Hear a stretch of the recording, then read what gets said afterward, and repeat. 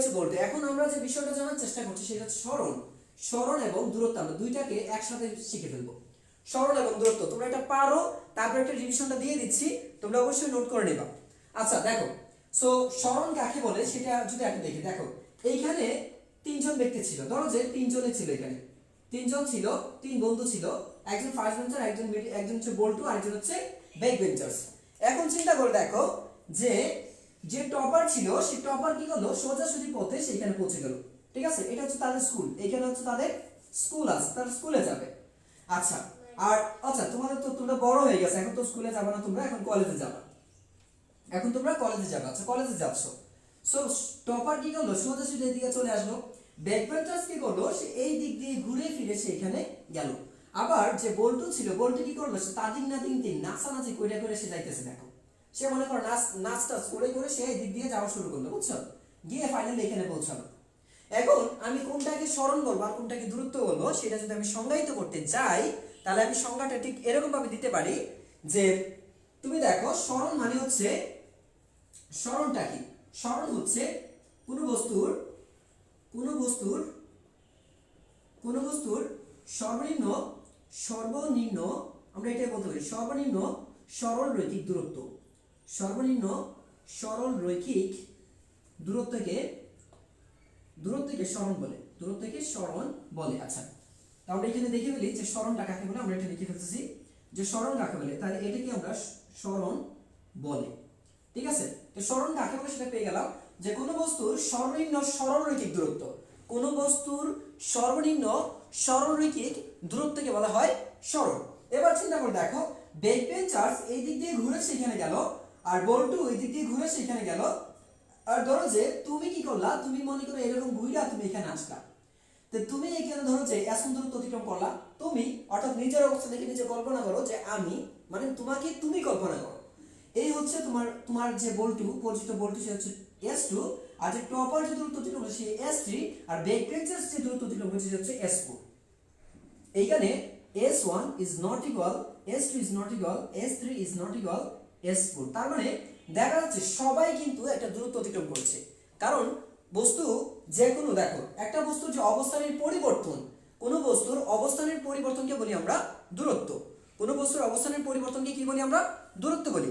তাহলে এইখানে তুমি কিন্তু বলতে পারো যে এই যে বস্তুর এদিক দিয়ে যাচ্ছে, একজন ব্যক্তি এদিকে যাচ্ছে, একজন ব্যক্তি এদিকে যাচ্ছে, একজন ব্যক্তি ঘুরিয়ে ফিরে এখানে যাচ্ছে, আবার একজন এই দিক দিয়ে যাচ্ছে, প্রত্যেকটা এখানে দূরত্ব, কারণ তাদের প্রসঙ্গ কাঠামোর সাপেক্ষে বস্তুর অবস্থানের পরিবর্তন ঘটছে। আর আমরা জানি অবস্থানের পরিবর্তন মানেই হচ্ছে কি দূরত্ব। তো বস্তুর অবস্থানের পরিবর্তনকে যদি আমরা বলি দূরত্ব, তাহলে বলবো কোনো বস্তুর সর্বনিম্ন সরলরৈখিক দূরত্বকে বলবো আমরা সরণ। অথবা দেখো সরণ কিভাবে বলা যায়, যে কোনো বস্তুর আদি অবস্থান, কোনো বস্তুর আদি অবস্থান ও শেষ অবস্থানে, আদি অবস্থান ও শেষ অবস্থানে সরলরৈখিক দূরত্বকে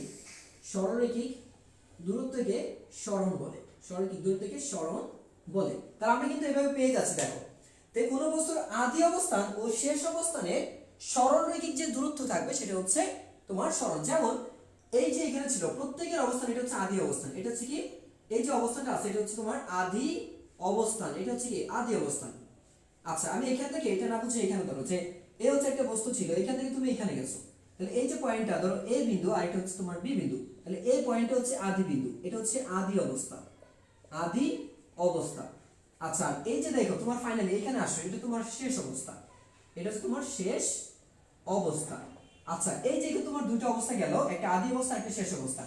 দেখো তাহলে এইখানে তুমি ছিলে, এখানে তুমি যাবে এখন, তাহলে তুমি যদি এইভাবে ঘুরে যাও, বা তুমি যদি এইভাবে ঘুরে যাও, বা তুমি যদি এইখান থেকে ঘুরে যাও, অথবা তুমি এইভাবে এইখানে ঘুরে গেলা, অথবা তুমি এইভাবে ঘুরে গেলা, এই প্রত্যেকটাই হচ্ছে দূরত্ব, এই প্রতিটা হচ্ছে অবস্থানের পরিবর্তন, প্রত্যেকটাই হচ্ছে অবস্থানের পরিবর্তন। পাঁচটা ঘটনা ঘটছে, একটা সোজাসুজি গেল, আরেকটা এরকম বাঁকা পথে গেল, আরেকটা এই পথে গেল, আরেকটা এই পথে গেল, আরেকটা এই পথে গেল। এই সবগুলিকে বলবো আমরা দূরত্ব। কেন? কারণ প্রসঙ্গ কাঠামোর সাপেক্ষে বস্তুর অবস্থানের পরিবর্তনকে বলি আমরা দূরত্ব। এখানে অবস্থানের যে পরিবর্তনটা পথ, বস্তুর যে পথ গেল সেই পথটাই হচ্ছে এখানে দূরত্ব। আচ্ছা, তো হ্যাঁ, এটা গেল। তাহলে আমরা সরণটা, তাহলে এখানে সবগুলো দূরত্ব হবে কিন্তু সরণ হবে মাত্র একটা। এখন এখানে অভিন্ন সরণ, তাহলে এই গঠনগুলির মধ্যে 1 2 3 4 5, এই পাঁচটার জন্যই সরণ ধরো যে S5 যদি ধরি আমরা, তাহলে এখানে তোমার দূরত্ব সবাই অভিন্ন, দূরত্ব ভিন্ন, এদের দূরত্বটা কি হবে দেখো, এদের পাঁচটা অবস্থানের দূরত্ব ভিন্ন, দূরত্ব হচ্ছে ভিন্ন, কিন্তু কিন্তু সরণ অভিন্ন, সরণ অভিন্ন। কেন সরণ অভিন্ন? কারণ বস্তুর সরণ পথের উপর নির্ভরশীল না, বস্তুর সরণটা যে সে কোন পথে যাচ্ছে সেটা নির্ভরশীল না, সে নির্ভর করে বস্তুর আদি অবস্থান এবং শেষ অবস্থানের উপর। কোন পথে যাচ্ছে পথের উপর সরণ নির্ভর করে না, নির্ভর করে আদি অবস্থা এবং শেষ অবস্থার উপর। তুমি যদি দেখো আদি অবস্থায় কোথায় ছিল আর সর্বশেষ কোথায় গেল, এই দুইটা যে একটা সরলরেখা অঙ্কন করো, এই সরলরেখাটা অঙ্কন করলে তুমি যে সরলরৈখিক পথটা পাচ্ছ, এই পথটাকে বলবো আমরা সরণ। আচ্ছা, তো যাই হোক, আমরা এখানে সরণটা দেখলাম, এখানে যে সরণ কাকে বলে আমরা সেটা দেখলাম। তো দেখি আমরা এরপরে যাই, আমরা সরণের পর আমরা একটু দেই। তো সরণ এবং আমরা এখন যদি চিন্তা করি যে আরো কিছু, যে এককটা কি দেখো, তো সরণ এবং দূরত্বের একক যদি চিন্তা করি আমরা, তো আমরা একটু মনে রাখবো সরণের একক, সরণ ও দূরত্ব, সরণ ও দূরত্বের একক, দূরত্বের একক হচ্ছে দেখো, যদি এম, এখানে তুমি যদি লিখো এমকেএস, একটা হচ্ছে এমকেএস পদ্ধতি হচ্ছে মিটার, এমকেএস পদ্ধতি হচ্ছে মিটার, মিটার হবে। আচ্ছা, আর সিজিএস একক যেটা আছে, সিজিএস একক হবে তোমার সেন্টিমিটার, সেন্টিমিটার, সেন্টিমিটার। আর FPS, FPS foot pound system, এই এককে হবে তোমার এফটি, একক হচ্ছে এফটি, অর্থাৎ ফুট, এটা হচ্ছে তোমার ফুট, ঠিক আছে, এফটি মানে কি ফুট। তাহলে আমরা এখানে তিনটা একক পেয়েছি, সরণ এবং সবার একক হচ্ছে ভিন্ন, সবার একক কি সেম, সরণের একক যা দূরত্বের একক তা, সরণের একক যা দূরত্বের একক তা। তাহলে আমরা এটা কি জানি, এটা কিন্তু তোমার metre kilogram system, metre kilogram system, এটা কিন্তু এসআই এককে বলা হয়, এটা হচ্ছে এসআই একক বলা হয়, এটাকে আমরা এসআই বলতে পারি, ঠিক আছে। আচ্ছা, তো এসআই এককে বা এমকেএস এককে মিটার, সিজিএস এককে সেন্টিমিটার এবং এফপিএস বা foot pound system, foot pound system second system, foot pound second system, এই এককটা আসবে হচ্ছে ফুট আসবে। আচ্ছা, এখন আমরা মাত্রাগুলো দেখি, তাহলে মাত্রাটা কি হবে। মাত্রা যদি চিন্তা করি তাহলে দেখো, যে সকল প্রকার আমরা এখানে চিন্তা করব, এটা যে সরণ, দেখো একটা না, সরণ বা দূরত্ব, সরণ বা দূরত্ব প্রস্থ, সরণ বা দূরত্ব প্রস্থ, দৈর্ঘ্য, দৈর্ঘ্য, তারপর হচ্ছে তোমার যদি আমরা বলি সেটা হচ্ছে তোমার পুরুত্ব, হ্যাঁ পুরুত্ব, বেধ, পুরুত্ব, বেধ, সকল কিছুর, এই সকল কিছুর মাত্রা। আচ্ছা, এই সব এইগুলো বলবো, এই সবগুলোর মাত্রা দৈর্ঘ্যের মাত্রার, দৈর্ঘ্যের মাত্রার সমান, দৈর্ঘ্যের মাত্রার সমান, অর্থাৎ অর্থাৎ দৈর্ঘ্যের মাত্রা যা, দৈর্ঘ্যের মাত্রা যা ওইগুলোর মাত্রা, ওইগুলোর মাত্রা তাই হবে, তাই হবে। আচ্ছা, তো একটু চিন্তা করে দেখো, তারপর দৈর্ঘ্য, যেহেতু চিন্তা করে দেখো, যেহেতু তোমার দৈর্ঘ্য, যেহেতু দৈর্ঘ্যের মাত্রা, যেহেতু দৈর্ঘ্যের মাত্রা, দৈর্ঘ্যের মাত্রা হচ্ছে তোমার এল, দৈর্ঘ্যের মাত্রা কি, যেহেতু দৈর্ঘ্যের মাত্রা ক্যাপিটাল এল, ক্যাপিটাল এল, দেখো দৈর্ঘ্যের মাত্রা হচ্ছে ক্যাপিটাল এল, সুতরাং বুঝতে পারছো, সুতরাং সরণের মাত্রা, সরণ ও দূরত্ব, সুতরাং সরণ ও দূরত্বের মাত্রাও কি হবে, সরণ ও দূরত্বের মাত্রা হবে তোমার ক্যাপিটাল এল, ক্যাপিটাল এল, এল মিন্স লেন্থ থেকে আসছে, বুঝতে পারছো, এল মিন্স লেন্থ। এই তো আমরা এখানে যা জানি, তো আচ্ছা উল্লেখ যে এখানে দেখো নোটিশ, আমরা একটু নোটিশটা দিয়ে দিই, নোট দ্যাট বা নোট, এটা উল্লেখ মনে রাখবো যে সরণের মান ও দিক আছে, সরণের মান ও দিক আছে, তাই সরণ একটি ভেক্টর রাশি, সরণ একটি ভেক্টর রাশি, মাথায় রাখবে সরণ হচ্ছে একটা ভেক্টর রাশি। আচ্ছা, আর অপর দিকে দূরত্বের কেবল মান আছে, দূরত্বের কেবল মান আছে। যেহেতু মান আছে তাই দূরত্ব একটি স্কেলার রাশি, দূরত্ব একটি স্কেলার রাশি। আচ্ছা, তো এই হচ্ছে আমাদের একটু তোমাদের যে হোমওয়ার্ক থাকে। আচ্ছা, তারপর দেখো বেগ। এখন যে দেখবো হচ্ছে আমরা বেগ ও দ্রুতি দেখি আমরা। তো আমরা যদি নরমালি চিন্তা করি বেগ কাকে বলে তাহলে তোমরা অবশ্যই বলে দিবা যে বেগটা কি। বেগ হচ্ছে একক সময়ে, বা আমরা এটা বলতে পারি যে সময়ের সাথে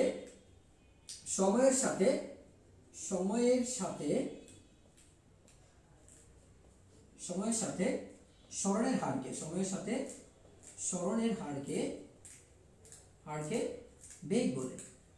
সরণের হারকে কি বলি আমরা? বেগ বলি। সময়ের সাথে সরণের হারকে বেগ বলে। অথবা তুমি এটাকে এভাবে লিখতে পারো, যে একক সময়ে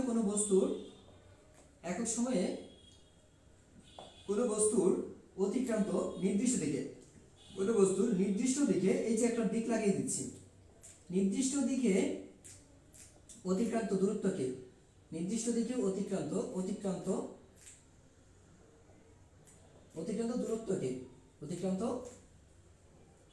দূরত্বকে বেগ বলে। আচ্ছা, বেগ বলে। সো দেখো এখানে বলে দিয়েছে সময়ের সাথে সরণের হারকে বেগ বলা হয়। তো সময়ের সাথে সরণের হারকে যদি বেগ বলা হয় তাহলে আমি এখান থেকে যেটা লিখতে পারি, দেখো তো বেগের সমীকরণটা এরকম। দেখো যে বেগ, এখানে একটা বস্তু ছিল, এই অবস্থানে ছিল, এইখান থেকে যখন বস্তুটা এখানে গেল সে তখন একটা কি দূরত্ব অতিক্রম করলো। ধরে নাও সে একটা দূরত্ব হচ্ছে x দূরত্ব অতিক্রম করলো। এইখান থেকে সে যখন এখানে টাইম ছিল, দেখো t = 0, এখানে টাইম ছিল হচ্ছে t = 0 ছিল। যখন তুমি এখানে গেল সে তখন t সমান অতিক্রম করলো, t সমান। এইখান থেকে সে ঠিক এইখানে চলে গেল। কোথায় গেল? ধরো এইখান থেকে আর ওইখানে চলে গেল।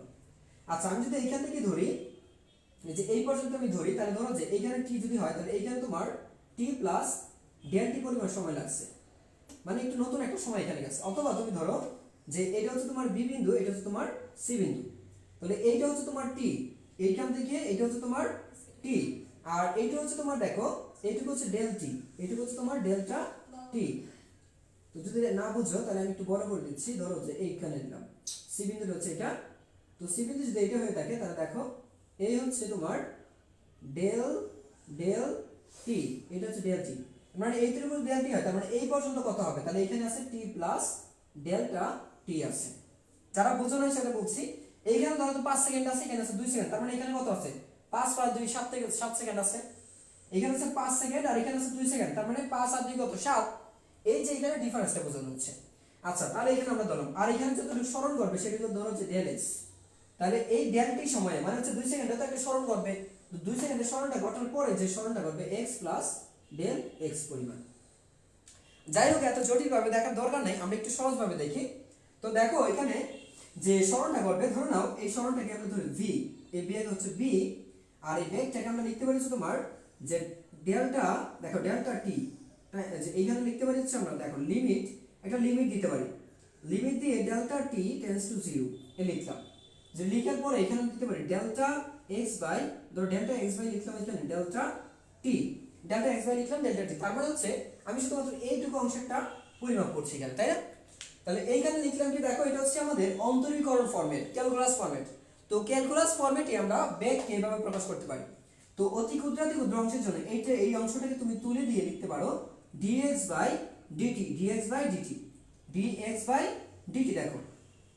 তো ফাইনালি তুমি যে বেগ পাচ্ছ, বেগ কাকে বলে? বেগের মানটা যেটা পাচ্ছ, তাহলে বেগ পাচ্ছ তো v হচ্ছে তোমার dx বাই dt, লিখতে পারি কি dx বাই dt, বেগ হচ্ছে তোমার dx, এটা গড় বেগ, এটাকে আমরা বলতে পারি গড় বেগও এটাকে বলা যায়। বেগকে আমি কয়েকভাবে লিখতে পারি, দেখো এই বেগের যদি প্রকারভেদ করি তাহলে দেখা যাবে সমবেগ, আমি বলে দিচ্ছি তোমরা লিখবা, সমবেগ একটা হচ্ছে তোমার সমবেগ, আরেকটা হচ্ছে তোমার অসমবেগ,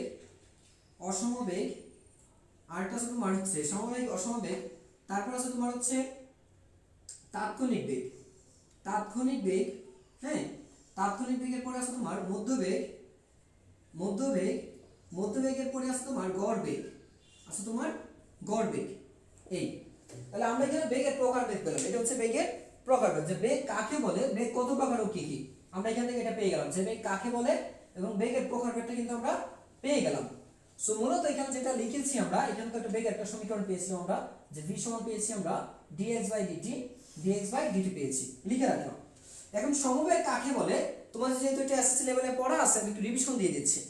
তো সমবেগ মানে হচ্ছে, যদি দেখো এটা মানে হচ্ছে সমান সময়ে, সমান সময়ে, সমান সময়ে সমান দূরত্ব অতিক্রম করবে, সমান দূরত্ব, দূরত্ব অতিক্রম করবে, ঠিক আছে, এটা মাথায় রাখবো, সমান সময়ে সমান দূরত্ব অতিক্রম, অতিক্রম করে।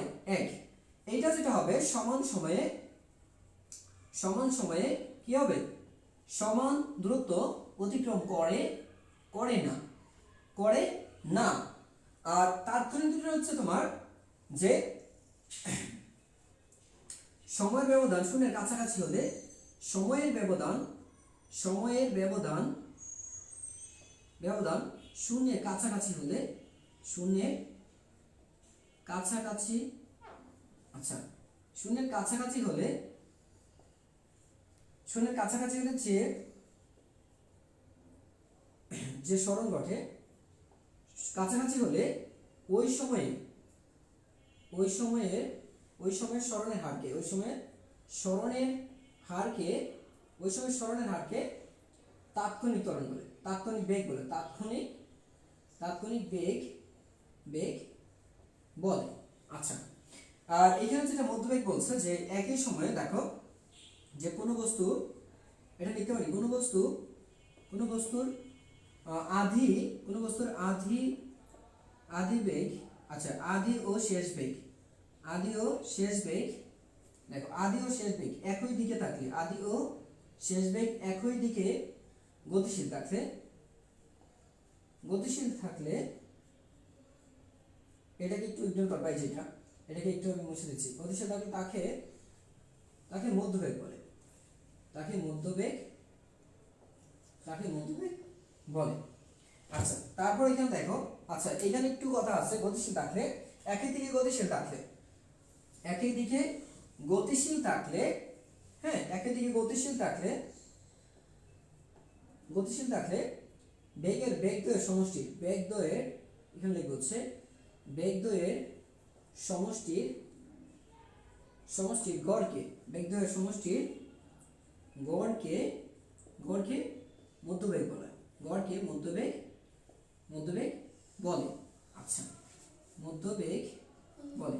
আর ফাইনালি আছে আমার এখানে গড় বেগ, কি আছে, গড় বেগ।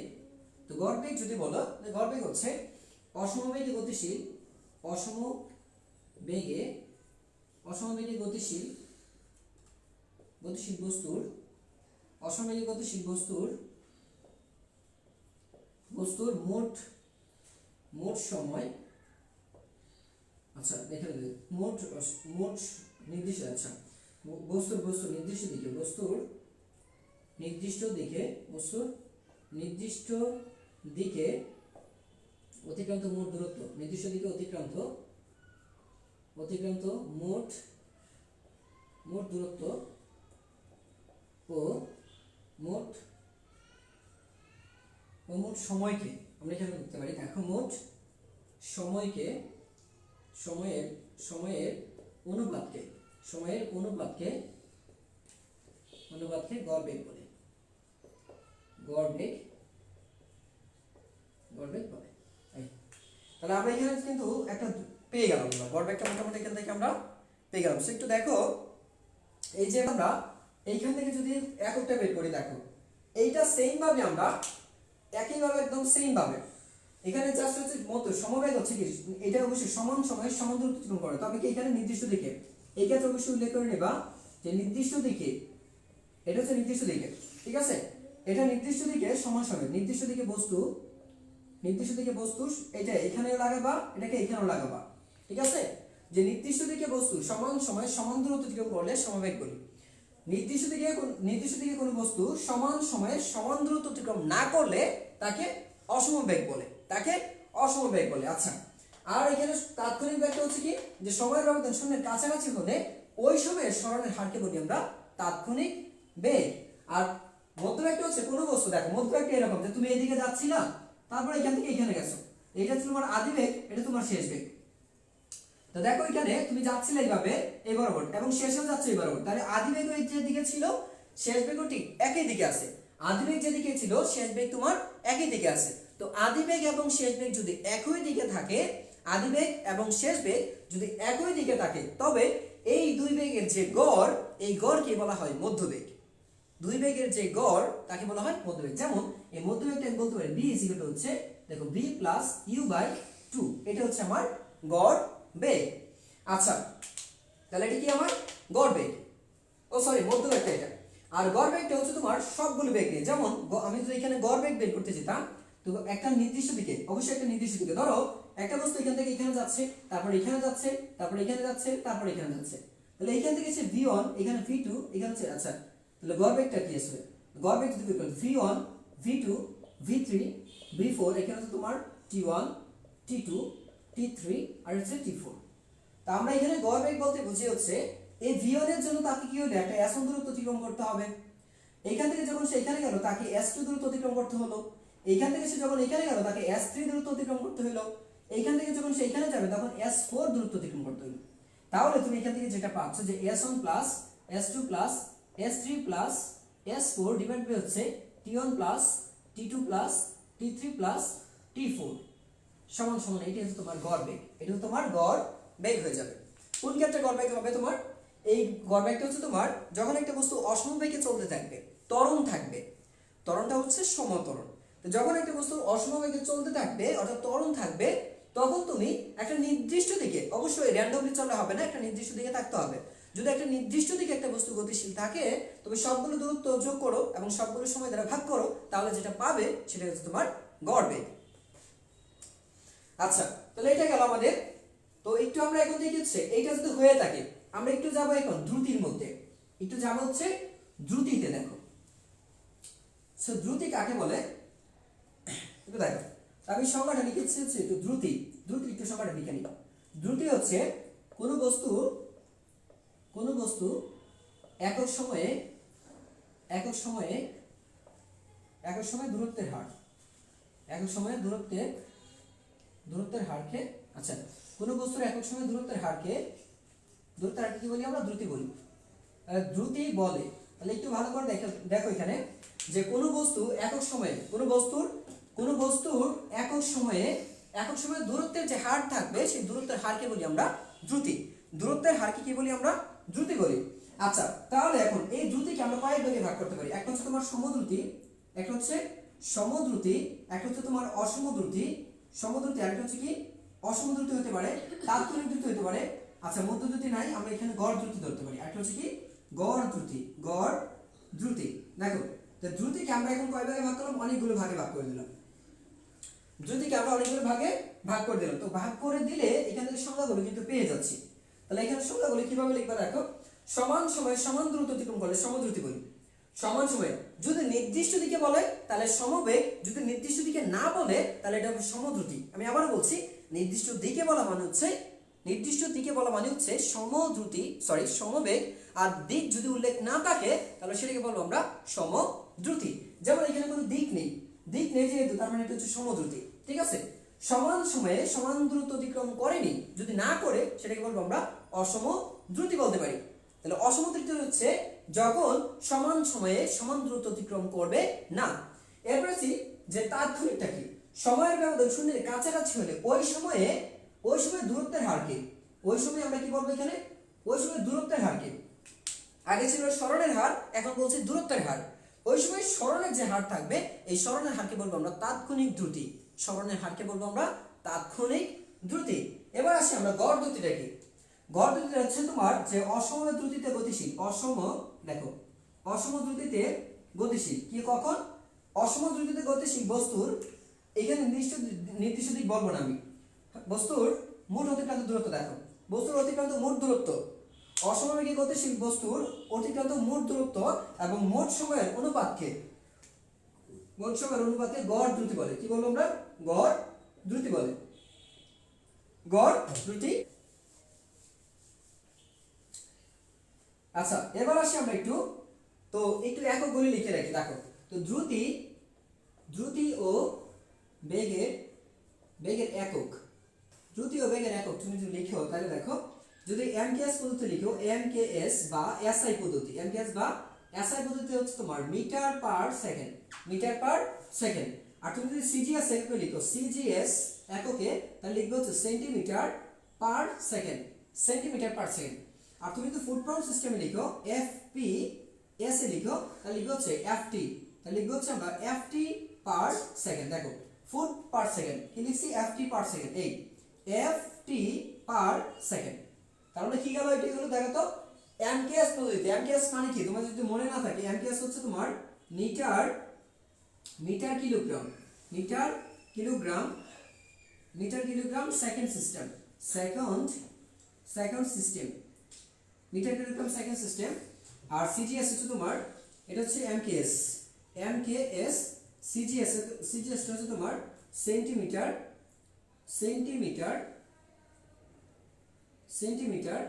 আচ্ছা, সেন্টিমিটার গ্রাম সেকেন্ড সিস্টেম।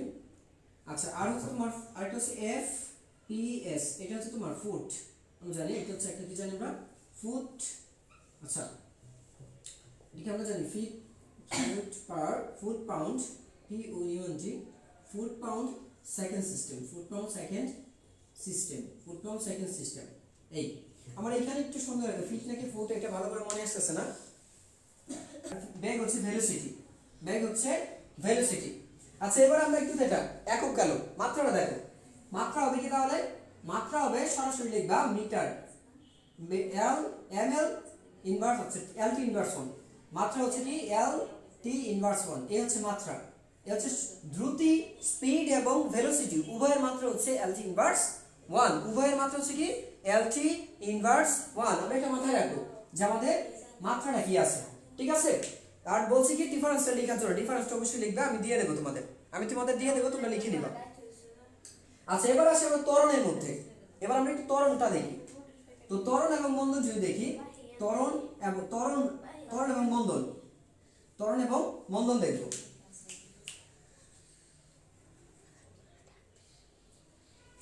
দেখো, ত্বরণটা একটু দেখি আমরা। সো আমার খুব, তোমাদের কাছে মনে হচ্ছে ভাইয়া মনে শুধু বইলা ধরে চলে যাচ্ছে, তাই না? আসলে বইলা ধরে চলে যাচ্ছে এটার জন্যই যে আমার এটার জন্য একটা ভিডিও আছে, আমি কিছুদিন আগে ক্লাসটা নিয়েছি, তোমরা ওইখান থেকে দেখে নিতে পারবা। আপাতত জাস্ট একটু রিভিশন দিয়ে যাচ্ছি আমি, একটু রিভিশন আর কিছু না। তো রিভিশনের জন্য মূলত নিচ্ছি, আর বাকিটা যেটা একটু পরে আমরা মেইন টপিক্সে ঢুকে যাব, এই জন্য রিভিশন দিচ্ছি। আমরা এখন মেইন টপিক্সে ঢুকি না, মেইন টপিক্সে ঢুকবো। আচ্ছা দেখো, তো এখন এইখানে ত্বরণটা কি আমরা জানি যে ত্বরণ কি আমরা সংজ্ঞাটা দেই যে সময়ের সাপেক্ষে একক সময়, আচ্ছা, সময়ের সাথে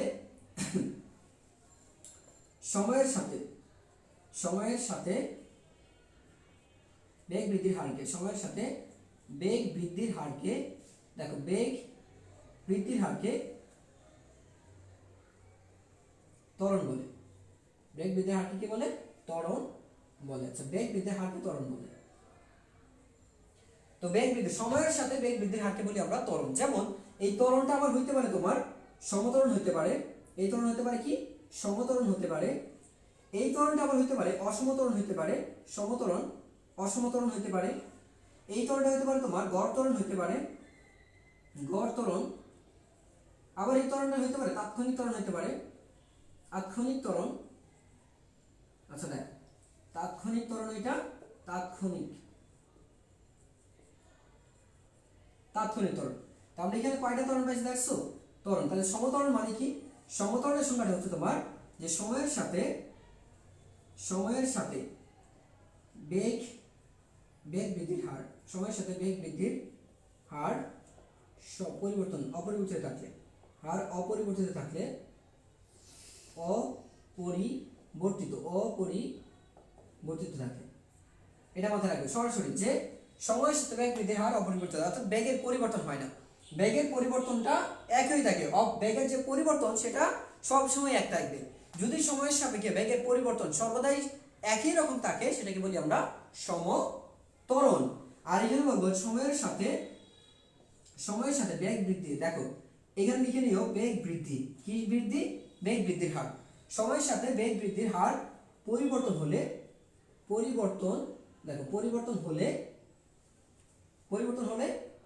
অসমতরণ, পরিবর্তন যদি হয় তাহলে সেটাকে বলবো আমরা অসমতরণ, ঠিক আছে।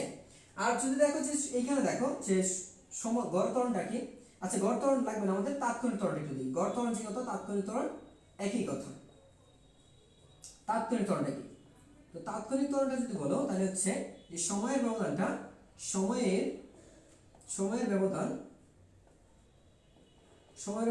কাছাকাছি হলে,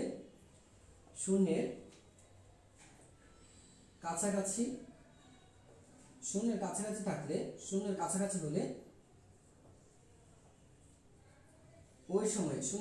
হলে ওই সময়ে বেগ বৃদ্ধির হারকে বলে তাৎক্ষণিক ত্বরণ। এই সময় বেগ বৃদ্ধির হারকে তাৎক্ষণিক ত্বরণ বলে। আচ্ছা, তো তাৎক্ষণিক ত্বরণ বলে, একটু ভালো করে যদি লক্ষ্য করো তো দেখো সাধারণত ক্যালকুলাস ফরম্যাটে এই ধরো যে একটা বস্তু এখানে ছিল, এখান থেকে সেইখানে গেল, একটা বস্তু যদি এখান থেকে এখানে যায় তাহলে তার ধরো যে তার বেগ আছে এইখানে ছিল কত ইউ, এখানে তার বেগ ছিল হচ্ছে ইউ, এখানে যখন সে গেল তার বেগ হচ্ছে ভি। আচ্ছা, তাহলে এইখানে ভি, সে যখন এখান থেকে এখানে গেল তখন তার পরিবর্তন আরো বেগের একটা পরিবর্তন হয়, সেটা হচ্ছে তোমার ডেল ভি। এইখানে কত? Del V. লক্ষ্য করে দেখো যে এইখানে তার যে বেগের পরিবর্তন সেটা হচ্ছে ডেল ভি, পরিবর্তন কত আছে? ডেল ভি আছে। আচ্ছা, তার বেগের পরিবর্তন যদি ডেল ভি থাকে তাহলে একটু ভালো করে দেখো সময়েরও একটা পরিবর্তন হবে। তাহলে একটা বস্তু এখান থেকে এখানে গেল, বেগ ভি বেগ অর্জন করলো, এখান থেকে এইখানে যেতে নতুন যে বেগের পরিবর্তন হয় সেই বেগের পরিবর্তন হচ্ছে ডেল্টা ভি। অর্থাৎ এই পয়েন্টে টোটাল বেগ যেটা হবে সেটা হচ্ছে তোমার ভি প্লাস ডেল। এইখান থেকে স্থির অবস্থান যদি এখান থেকে এখানে তারপরে এখানে, তাহলে এইখানে আছে তো ভি আর এখানে থাকবে কত? তাহলে এইখানে টোটাল বেগ যদি হিসাব করি তাহলে থাকবে ভি প্লাস ডেল ভি, কারণ এইটুকু হচ্ছে ভি আর এইটুকু হচ্ছে আমার ডেল ভি, তাহলে এই টোটালটা মিলে কত হচ্ছে? ভি প্লাস ডেল ভি থাকবে। আচ্ছা, তাহলে টাইম কত থাকবে এখানে? এইখান থেকে যখন এইখানে আসে সময় লাগছে কত? টি। এইখান থেকে যখন এইখানে গেল তখন সময়ের যে পরিবর্তন হয়েছে সেটা হচ্ছে ডেল টি, সেটা হচ্ছে কত? Del T. তো ডেল টি যদি হয় তাহলে টোটাল টাইম কত হচ্ছে? তাহলে টোটাল টাইম থাকবে এখানে তোমার এই পয়েন্টে যে টোটাল টাইম সেটা হচ্ছে টি প্লাস হচ্ছে ডেল টি আসবে, টি প্লাস ডেল টি মানে টোটাল টাইমটা। এবার আমি যদি ত্বরণ বের করতে চাই তাহলে পরিবর্তন আমরা জানি কি যে বেগের পরিবর্তন হার, তাহলে পরিবর্তন কোনটা? এটা না, এইখানে পরিবর্তন কোনটা? এটা। তো এই যে দেখো এইটা না, এইটার এই টি সময়ের জন্য ভি বেগ, মানে যখন তোমার সময় থাকে টি তখন এই টি সময় বেগ অর্জন করে হচ্ছে ভি, যখন সময় হচ্ছে পরিবর্তন করা হচ্ছে ডেল টি সময় তখন এই সময় বেগ অর্জন করছে হচ্ছে ডেল ভি, তখন এই ডেল টি সময় বেগের পরিবর্তন হচ্ছে ডেল ভি, এই সময়ের জন্য বেগের পরিবর্তন হচ্ছে ডেল ভি। আমার ত্বরণ জানি বেগ বৃদ্ধির হার, হার মানে হচ্ছে সময় দ্বারা সময়ের সাপেক্ষে কোনো কিছু ঘটনা ঘটা, হার মানে হচ্ছে সময়ের সাথে কোনো কিছু ঘটা।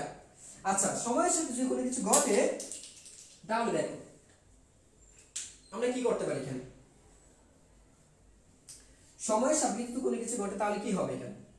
তাহলে এখান থেকে আমরা লিখতে পারি, এটা লিখে দিচ্ছি আমি, তাহলে তুমি লিখতে পারো ত্বরণ, এখানে যেটা ত্বরণটাকে আমরা ক্যালকুলাস ফরম্যাটে যদি লিখি তাহলে দেখো তাৎক্ষণিক ত্বরণ, তাৎক্ষণিক ত্বরণ সময়টা প্রায় শূন্যের কাছাকাছি, সেক্ষেত্রে তুমি লিমিট দিয়ে লিখবা, লিমিট এখানে লিখতে পারো ডেল টি, এই সময়টা প্রায় শূন্যের কাছাকাছি, মানে হচ্ছে দেখো যে ডেল টি এর মানে হচ্ছে দেখো ডেল টি এত জিরো, এর মানে হচ্ছে টেন্ডস টু জিরো, সময় টাইম দেখো টাইম টেন্ডস টু জিরো, এর মানে হচ্ছে সময়টা প্রায় শূন্যের কাছাকাছি, সময় শূন্যের কাছাকাছি মানে শূন্যের দিকে যাচ্ছে, শূন্য হতে শূন্যের দিকে যাচ্ছে, শূন্য হতে সময়টা শূন্যের দিকেই যাচ্ছে। তো এইটাকে বলছে tends to zero, time is tends to zero মানে সময় শূন্যের কাছাকাছি, ঠিক আছে? টেন্ডস টু জিরো বা শূন্য হতে যাচ্ছে এরকম। তাহলে এটাকে এরকম ভাবে লিখবো, তাহলে বেগের পরিবর্তন কত হয়েছে? ডেল ভি, বেগের পরিবর্তন কত হয়েছে? Del V. তো ডেল ভি দ্বারা সব সময়ের কত পরিবর্তন হয়েছে? Del T. নরমালি চিন্তা করো এখানে যে সময়টা প্রায় শূন্যের কাছাকাছি, আর তার ডেল টি কোন সময়টা? এই সময়টা শূন্যের কাছাকাছি, তাহলে এই সময়ের জন্য কত বেগ অর্জন করে? দেখো এখানে এইখান থেকে এইখানে যাইতে সময় লাগে কত ভি, সময় লাগছে কত টি। এইখান থেকে যখন এইখানে যায় নতুন অবস্থান নতুন বেগ অর্জন করে, তখন এই থেকে বেগের পরিবর্তন হচ্ছে কত ডেল ভি। এই ডেল ভি এর জন্য কত সময় লেগেছে, এই সময় লেগেছে তোমার ডেল টি, সময় লাগছে কত ডেল্টা টি। তাহলে এই বেগ অর্জনের জন্য এই পরিমাণ সময় লেগেছে। তাহলে আমি লিখব কি বেগ বাই সময়, বেগের পরিবর্তন বাই সময়ের পরিবর্তন, বেগের পরিবর্তন বাই সময়ের ব্যবধান, বেগের পরিবর্তন বাই সময়ের ব্যবধান। এইখান দ্বারা বোঝাচ্ছে সময় মানে হচ্ছে তোমার কি হচ্ছে বেগের পরিবর্তন, এটা হচ্ছে সময়ের পরিবর্তন।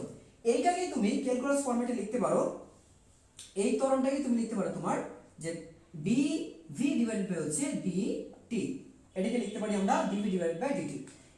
কিসের জন্য লিখবো আমরা, মানে হচ্ছে তোমার বেগের ক্ষুদ্রাতি ক্ষুদ্র পরিবর্তনের জন্য। বেগের দেখো ক্ষুদ্র সময় এর মানে কি বোঝাচ্ছে, ক্ষুদ্র সময়ে এটা দেখো ক্ষুদ্র সময়ে বেগের ক্ষুদ্রাতি ক্ষুদ্র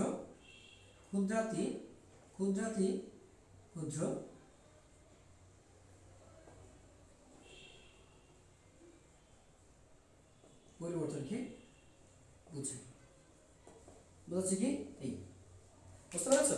এর দ্বারা কি বোঝাচ্ছে, এর দ্বারা বোঝাচ্ছে বেগের মানে হচ্ছে সময়ের সাপেক্ষে খুব একটা অল্প একটা সময়, এই অল্প সময়ের মধ্যে যেটা বোঝানো হচ্ছে সেটাই, অল্প সময়ের মধ্যে যেটা বোঝাচ্ছি আমরা এটা। একটু লিখে ফেলো, তাড়াতাড়ি তুলে ফেলো, দেখি একটু তাড়াতাড়ি তুলে ফেলো।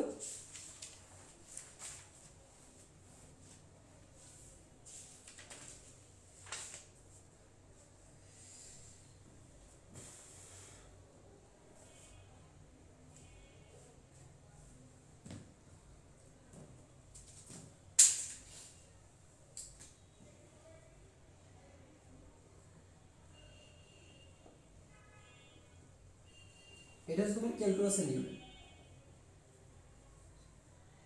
ক্যালকুলাসের নিয়ম।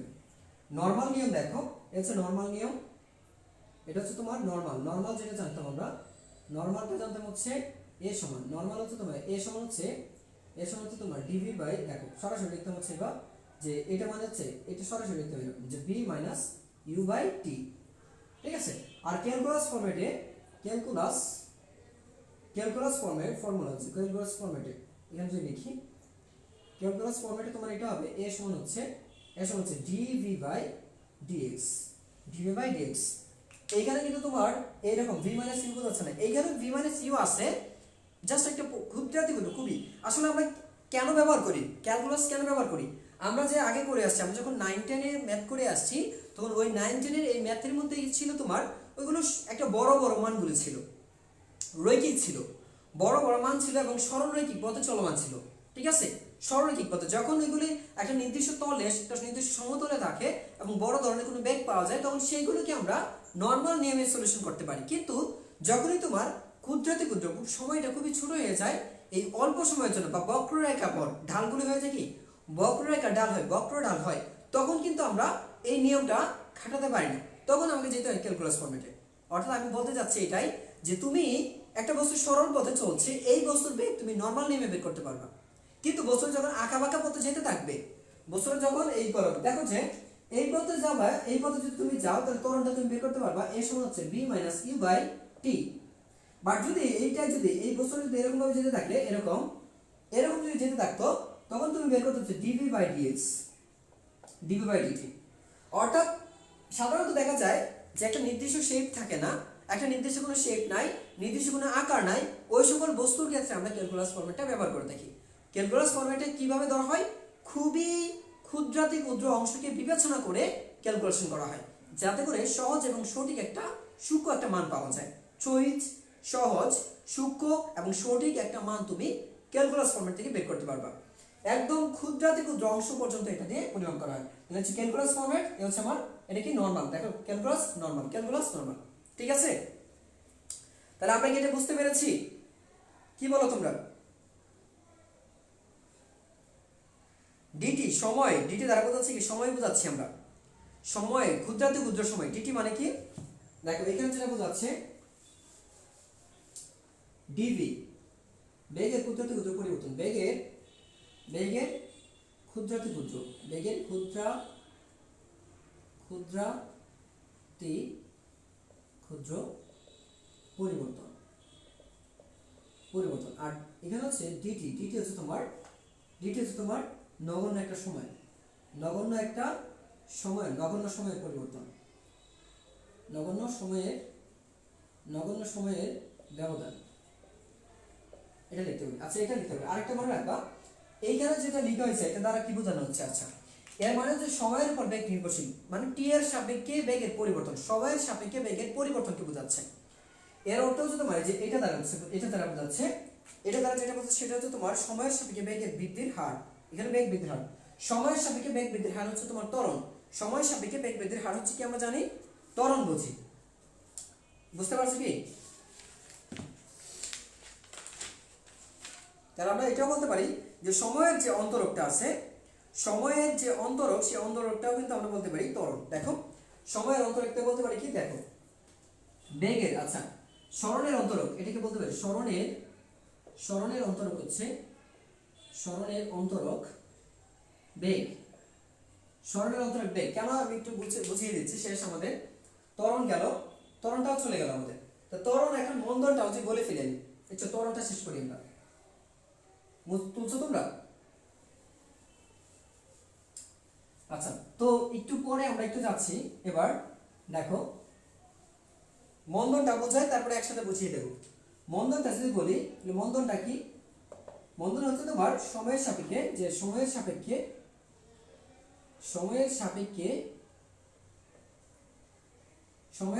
বেগ হ্রাসের হার, বেগ হ্রাসের হারকে মন্দন বলে। আচ্ছা মন্দন বলে, তবে মন্দনের ক্ষেত্রে তোমার মন্দন বলে। আর এই ক্ষেত্রে তোমার বেগ নরমাল নিয়মে দেখো সমীকরণটা হওয়ার কথা। নরমাল নিয়মে মন্দনের সমীকরণ হচ্ছে a সমান হচ্ছে b - u/t, অর্থাৎ শেষ বেগ মাইনাস হচ্ছে আধি বেগ। আগের মতো করি, শেষ বেগ মাইনাস হচ্ছে আধি বেগ ডিভাইডেড বাই হচ্ছে সময় ব্যবধান। এটা হচ্ছে সময় ব্যবধান, এটা হওয়ার কথা, ঠিক আছে? কিন্তু ক্যালকুলাস ফরম্যাট দেখো, ক্যালকুলাস ফরম্যাটে যেটা আসবে তোমার, এই ক্যালকুলাস বলে কি a সমান হচ্ছে dv বাই, এটা সমান হচ্ছে আমরা কি পেয়েছিলাম, এটা মানে হচ্ছে তোমার লিমিট, আগে হচ্ছে লিমিট, তারপরে এই লিমিট দেওয়ার সময় আমার টাইম দিতে হবে। এরকম লিমিটটা কখন ইউজ করব? যখন সময়টা প্রায় শূন্যের কাছাকাছি আছে, তখন আমি দেব। তখন থাকবে ডেল্টা, তখন থাকবে কি ডেল ভি, তখন থাকবে তোমার ডেল ভি ডিভাইডেড বাই হচ্ছে ডেল টি থাকবে, ও ডেল ভি ডিভাইডেড বাই হচ্ছে ডেল টি।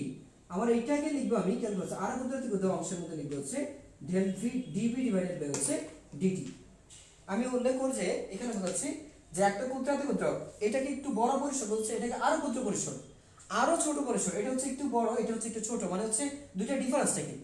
এটা দ্বারা একটু বড় বোঝাচ্ছে, এটা দ্বারা কি আরো ক্ষুদ্রাতি ক্ষুদ্র অংশ বোঝাচ্ছে, আরো ছোট ছোট অংশে ভাগ করা যায়, এইটা বোঝাচ্ছে এটা। আচ্ছা তাহলে দেখো এটা হচ্ছে ক্যালকুলাস ফরম্যাট, এটা হচ্ছে তোমার নরমাল ফরম্যাটের জন্য, ঠিক আছে? তো মন্দন ইকুয়েশনটা সেম। এবার আমরা মন্দনটাও কিন্তু তোমার হতে পারে সমমন্দন। কি হতে পারে? সমমন্দন হতে পারে এটা অসমমন্দন হতে পারে, অসম মন্দন হতে পারে। আচ্ছা তারপরে হতে পারে তোমার অসম মন্দন, তারপর থাকতে পারে তোমার এটা তাৎক্ষণিক মন্দন হতে পারে, তাৎক্ষণিক মন্দনও হতে পারে। আবার তোমার গড় মন্দন, তাৎক্ষণিক মন্দন, এইগুলো আমরা চাইলেই করতে পারি। আচ্ছা দেখো তো তোমরা বুঝছো কিনা এটা, বুঝছো কিনা? আচ্ছা যদি এটা বুঝে থাকো, ত্বরণ আর মন্দের মধ্যে কোনো ডিফারেন্স নাই, এইগুলো তোমরা জাস্ট কি এই মানে বেগ হ্রাসের হার সমান হলে, যদি দেখো সময়ের সাথে বেগ হ্রাসের হার সমান, তাহলে বলবো এটাকে সমমন্দন। বেগ হ্রাসের হার যদি কম হয়, বেগ হ্রাসের হার যদি সময়ের সাথে পরিবর্তন হয়, তাহলে সেটাকে বলবো আমরা, মানে হচ্ছে বেগ হ্রাসের হার সময়ের সাথে পরিবর্তন হলে সেটাকে বলবো অসমমন্দন। আর সময়ের ব্যবধান শূন্যের কাছাকাছি হলে ওই সময়ে যে মন্দন, ওই সময় যে মানে বেগের যে পরিবর্তন হয়, সেটাকে বলি আমরা তাৎক্ষণিক মন্দন, ঠিক আছে? সেটাকে বলবো কি আমরা তাৎক্ষণিক মন্দন। এবার আমরা এককগুলি বের করে দেখো। একক কার একক? ত্বরণ এবং মন্দনের একক, ত্বরণ ও মন্দনের একক। যদি বের করি দেখো দুইটা একক, তাহলে আমরা লিখবো হচ্ছে এমকেএস মেথড। এমকেএস এর অপর নাম হচ্ছে এসআই। এমকেএস মানে কি? এসআই, স্ট্যান্ডার্ড ইউনিট, তাই না? আচ্ছা এই ক্ষেত্রে তোমার মনে রাখতে হবে মিটার পার সেকেন্ড স্কয়ার, ঠিক আছে? এটাকে বাংলায় যদি লিখো তাহলে এইভাবে লিখতে পারো, metre metre per second, metre per, আচ্ছা এটা বাংলা লিখতে হবে না, বাংলা লিখতে একটু সমস্যা, বেশি সময় লাগবে। আর সিজিএস ইউনিটে লিখবা সিজিএস, তো সিজিএস ইউনিটে লিখবে তুমি centimetre per second square, centimetre per second square. আর এটা তুমি যদি ফুট পাউন্ড সিস্টেম লিখতে চাও এফপিএস, তাহলে লিখবে হচ্ছে এফটি, স্মল এফটি, মানে এফটি পার সেকেন্ড স্কয়ার, এফটি পার সেকেন্ড স্কয়ার। এই গেল তোমার ত্বরণের এবং মন্দনের একক। ত্বরণ বা মন্দনের এককগুলো হচ্ছে এইগুলো। তো ত্বরণ বা মন্দনের একক যদি এইগুলো হয়, এবার সো এটা গেল। এখন একটু দেখো সংজ্ঞাগুলি লিখবা, তাৎক্ষণিক মন্দন, তাৎক্ষণিক ত্বরণ, এইগুলো কি কি ছিল। আর মাত্রা যদি লিখি তাহলে আমরা কি জানি মাত্রা, মাত্রা হচ্ছে এখানে আমরা লিখবো অবশ্যই যে মাত্রা কি লিখবো, মাত্রা লিখবো হচ্ছে দেখো কেজি। দেখো আমরা যেহেতু নর্মাল যেটা জানতাম বি মাইনাস ইউ বাই টি জানতাম, তো এই ক্ষেত্রে ত্বরণটা কি ছিল বেগের মাত্রা হচ্ছে, বেগের একক হচ্ছে এটা আছে। যাই হোক আমরা এখানটাই একক যেহেতু পাইছি মিটার পার সেকেন্ড স্কয়ার, তাহলে মিটার মানে কোথা থেকে আসছে, দৈর্ঘ্য থেকে, মিটার আসছে দৈর্ঘ্য থেকে, আর সেকেন্ড আসছে সময় থেকে। মিটার আসছে দৈর্ঘ্য থেকে, সময় আসছে টাইম থেকে। S per second, per second কোথা থেকে আসছে, টাইম, তো টাইমের টি, আর মিটারে তো কোথা থেকে আসছে, লেন্থ থেকে, লেন্থের এল, এ হচ্ছে তোমার এল টি, কতটা ইনভার্স আছে, দুইটা, তার মানে কি লিখবো এল টি ইনভার্স 1, তার মানে এটা হচ্ছে তোমার মাত্রা।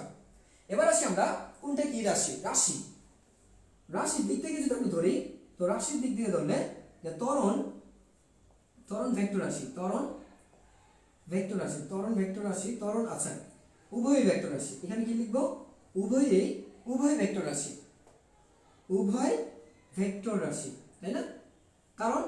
কারণটা কি, কারণ হচ্ছে তাদের মান ও দিক আছে, কারণ তাদের মান ও দিক আছে, এই জন্য হচ্ছে মন্দন এবং ত্বরণ উভয় ভেক্টর রাশি। কারণ ত্বরণেরও একটা দিক আছে, মন্দনের একটা দিক আছে, যে কারণে এদেরকে আমরা ভেক্টর রাশি হিসেবে ধরতে পারি। এবার আমরা একটু গ্যালিলিও সূত্রগুলি মনে করে দেখি। গ্যালিলিও সূত্র, গ্যালিলিওর পরন্ত বস্তুর সূত্র, পরন্ত বস্তুর সূত্র। তো গ্যালিলিওর পরন্ত বস্তুর সূত্র যদি আমরা দেখি, তাহলে এখান থেকে তোমরা জানো গ্যালিলিও সূত্র শর্তগুলি দেখি আগে।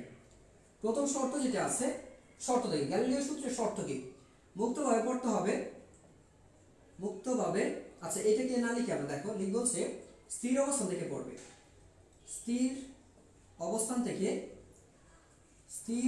থেকে পড়বে,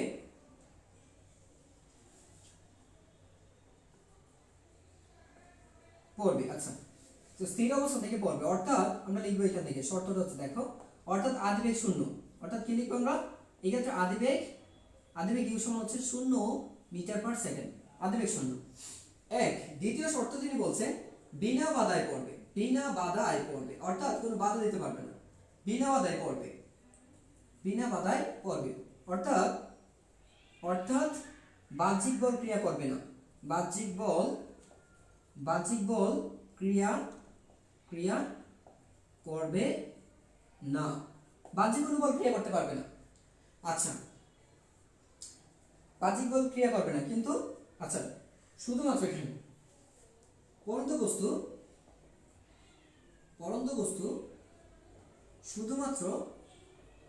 শুধুমাত্র কি দেখো, পরন্ত বস্তু শুধুমাত্র মহাকর্ষ বলের প্রভাব, অভিকর্ষ বলের প্রভাবে নিচে নামবে, অভিকর্ষ বলে, আচ্ছা পরন্ত বস্তুতে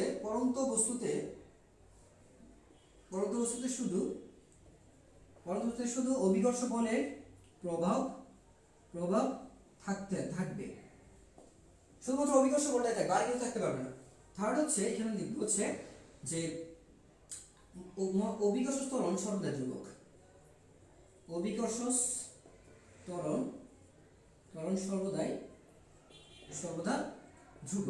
সর্বদা ধ্রুবক। আরেকটি বিষয় হচ্ছে পরন্ত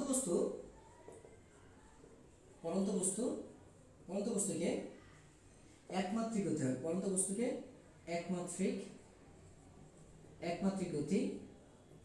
গতি হবে। তাহলে আমরা কি পেলাম এখানে দেখো, এই যে আজকে কোটেশনগুলি পাইছি এগুলো কিন্তু তোমাদের 9 লেভেলে ছিল, ছিল, কিন্তু তোমরা কিন্তু ওইরকম বাস করে পড়ো নাই। তোমরা অনেকে হয়তো পড়ছো, পড়লে কিন্তু এরকম ভাবে তোমরা কিন্তু পড়তে পারো না, হয়তো একটু ডিফারেন্ট। অবশ্যই তোমরা এখানে কিছুটা ডিফারেন্স পেয়েছো। যে আমরা পড়ার জন্য, তাহলে আমাকে কিছু বলতে হবে না, আমরা একটু সূত্রগুলো দেখে ফেলি। তো এই হচ্ছে অ্যাসেসটা নিয়ে নাও। অ্যাসেস নেওয়ার পরে আমরা তিনটা সূত্র দেখে ফেলি। তিনটা সূত্র আমরা দেখে ফেলবো। দেখো, তো গ্যালিলিওর তিনটা সূত্র ছিল, আমরা জানি তিনটি সূত্র। গ্যালিলিওর কয়টা সূত্র আছে? তিনটি সূত্র আছে গ্যালিলিওর। এই তিনটি সূত্রের মধ্যে কি কি আছে আমরা জানি। ফার্স্ট অফ অল এখানে যেটা মনে রাখবো আমরা, সেটা হচ্ছে একটা কমন ডায়লগ মনে রাখবো। স্থির অবস্থান হতে হতে বিনা বাধায়, কি বলবো, বিনা বাধায় পরন্ত বস্তু, বিনা বাধায় পরন্ত বস্তু, এই কথাটা ডায়লগটা রেখে স্থির রাখবো। রেখে ইচ্ছা মতো এখন বলে দেবো, বিনা বাধায় পরন্ত বস্তু সমান সময়ে, সমীকরণে 1 সমান সময়ে সমান দূরত্ব অতিক্রম করে। সমান সময়ে কি করবে? সমান দূরত্ব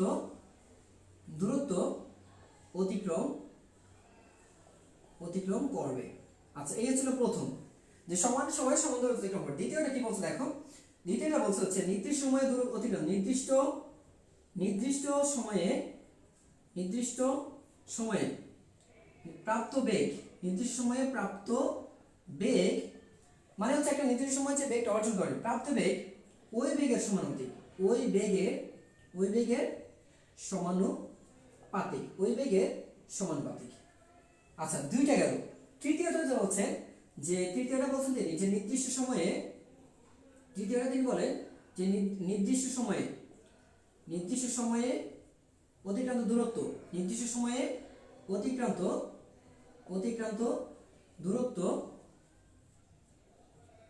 দূরত্ব ওই সময়ের বর্গের সমানুপাতিক, ওই সময়ের বর্গের সমানুপাতিক। আচ্ছা, আমরা একটু মনে রাখবো প্রথমটা যেটা বলে সমান সময় সমান দূরত্ব অতিক্রম করে। এর মানে দেখো তো, যে তুমি যদি মানে প্রথম সেকেন্ডে তুমি যদি 2 মিটার যাও, পরবর্তী সেকেন্ডে তুমি 2 মিটার যাচ্ছ, পরেও তুমি 2 মিটার যাচ্ছ, পরেও তুমি 2 মিটার যাচ্ছ, তাহলে সমান সময়ে সমান দূরত্ব অতিক্রম করা মানে কি? এটা সমবেগে চলবে, সমবেগে চলতে থাকবে, তাই না? আচ্ছা, আবারও বলছি, সমান সময়ে সমান দূরত্ব অতিক্রম করা। সমান সময়ে সমান দূরত্ব অতিক্রম করা মানে হচ্ছে, এটা দ্বারা কি বোঝাচ্ছে? সমবেগে চলবে, মানে সমবেগে পড়বে। কিভাবে পড়ছে? সমবেগে পড়বে, বুঝছো কি? এখানে প্রথম যেটা বোঝাচ্ছে সেটা সমবেগে পড়তেছে। নির্দিষ্ট সময়ে প্রাপ্ত বেগ ওই বেগের সমানুপাতিক, নির্দিষ্ট ওই সময়ে, আচ্ছা এখানে সময়ের, এটা বলবো হচ্ছে ওই সময়ের সমানুপাতিক। তাহলে এই ক্ষেত্রে যেটা বোঝানো হচ্ছে, এটা হচ্ছে তোমার যে ভি, এইখানে তো তোমার যে ভি সমানুপাতিক হচ্ছে টি, ভি সমানুপাতিক হচ্ছে টি বোঝানো হচ্ছে, অর্থাৎ বেগের সাথে সময় সমানুপাতিক।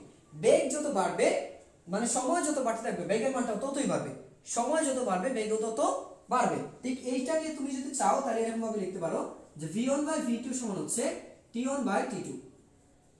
এই দেখো, তারপর দেখো v1/v2 সমান t1/t2, মানে বেগের সাথে সময় সমানুপাতিক। বেগ বাড়লে সময় বাড়বে, বেগ মানে হচ্ছে সময় বাড়লে সময়ের সাথে বেগটাও ধীরে ধীরে বাড়তে থাকবে। আর তৃতীয়টা যেটা বলছে, নির্দিষ্ট সময় অতিক্রান্ত দূরত্ব ওই সময়ের বর্গের সমানুপাতিক। তার মানে নির্দিষ্ট সময় অতিক্রান্ত দূরত্ব যদি তোমার হয় h, তাহলে h সমানুপাতিক হচ্ছে t স্কয়ার, h সমানুপাতিক হবে t স্কয়ার। যদি h সমানুপাতিক t স্কয়ার হয়, তাহলে আমরা লিখতে পারি এখান থেকে h1/h2 সমান লিখতে পারবে তুমি t1/t2 whole square, t1/t2 whole square. দেখো, এইটাকে তুমি কম্বাইন করে লিখতে পারো, যেহেতু সমানুপাতিক। দেখো এর মানে কি, দেখো এখানে, এই দেখো h1 সমান, এখানে কি আছে t1 স্কয়ার, আর দেখো h2 ডিভাইড বাই হচ্ছে h2, দেখো এখানে আছে কত, t2 স্কয়ার, কি আছে এখানে, t2 স্কয়ার। h1 t1, এই যে h1 এর পরিবর্তে আছে কি t1 স্কয়ার, কারণ h সমানুপাতিক উপরে থাকবে, আর h2 এখানে আছে কি নিচে। দেখো তো নিচে আছে, নিচে মানে তো সমানুপাতিক, হরে থাকলে হরের সাথে হর সমানুপাতিক, লবের সাথে লব সমানুপাতিক। কথা বুঝতে পারছো? এই জন্য। আচ্ছা, যাই হোক,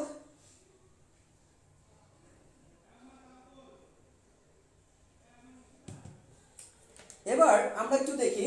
তো গ্যালিলিও সূত্র মোটামুটি শেষ, লাগতেছে না কিছু আমাদের।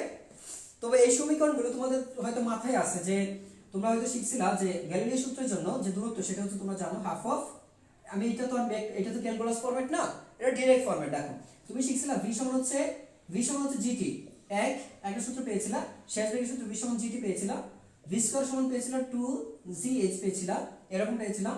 আর তৃতীয়তে যেটা পেয়েছিলা, সেটা h সমান পেয়েছিলা হাফ অফ জিটি স্কোয়ার। এই সমীকরণগুলো আমরা একটু মাথায় রাখতে পারি, ঠিক আছে এগুলো।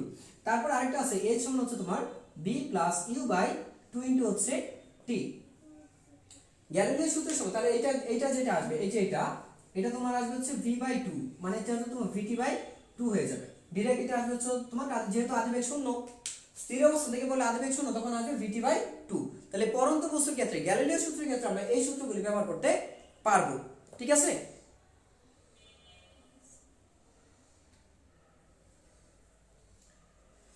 আচ্ছা কেক,